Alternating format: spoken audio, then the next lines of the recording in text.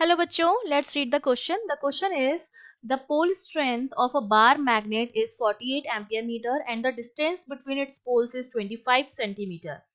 The moment of the couple by which it can be placed at an angle of 30 degree with the uniform magnetic intensity of flux density 0.15 Newton पर ampere metre will be. तो हमें moment of couple निकालना है, basically हमें निकालना है torque.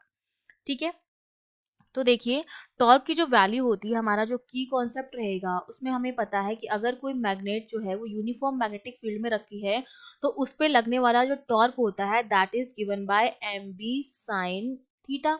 और जो थीटा होता है वो हमारा क्या होता है, सपोज ये हमारे पास इस तरह से मैग्नेटिक फील्ड था इस डायरेक्शन में और हमने कोई मैग्नेट जो है वो इस तरह से हमने बार मैग्नेट रखी है, तो ये जो बार मैग्नेट जो है वो इसके साथ जो एंगल बनाती है, ठीक है, मैग्नेटिक फील्ड के साथ जो एंगल बनता है इसका वो होता है हमारा थीटा एंगल.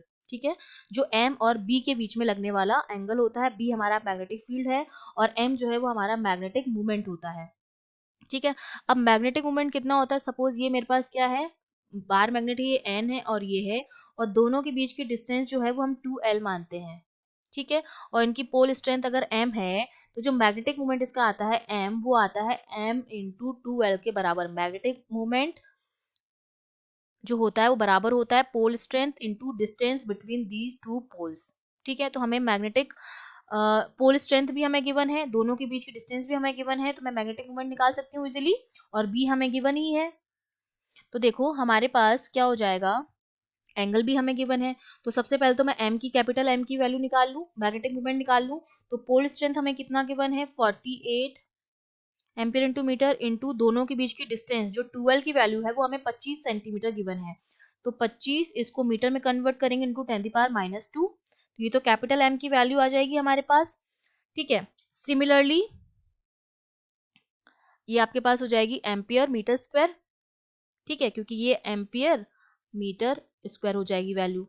और अब हमें क्या निकालना है, टाउ निकालना है. तो टाउ हमारे पास हो जाएगा एम की वैल्यू है 48 इंटू 25 इंटू 10⁻² इंटू जो ये uniform magnetic intensity of flux density, ये बेसिकली हमें मैग्नेटिक फील्ड दे रखा है जिसकी वैल्यू हमें क्या दे रखी है, 0.15 न्यूटन पर एम्पियर मीटर हो जाएगा.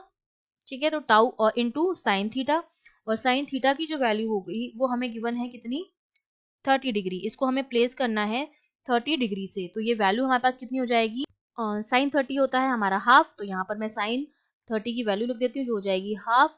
तो ये 2 से ये 24 जाएगा. ये टाउ की वैल्यू जब हम सॉल्व करेंगे सारी वैल्यूज रखे तो ये हमारे पास आता है 0.9 और इसकी यूनिट क्या हो जाएगी, न्यूटन मीटर. तो ये हमारे पास क्या आ गया, मोमेंट ऑफ कपल या टॉर्क आ गया है जो 0.9 न्यूटन मीटर आया है. दैट मीन्स सी ऑप्शन जो हो जाएगा वो हमारा बिल्कुल करेक्ट हो जाएगा. I hope you understood well. All the best.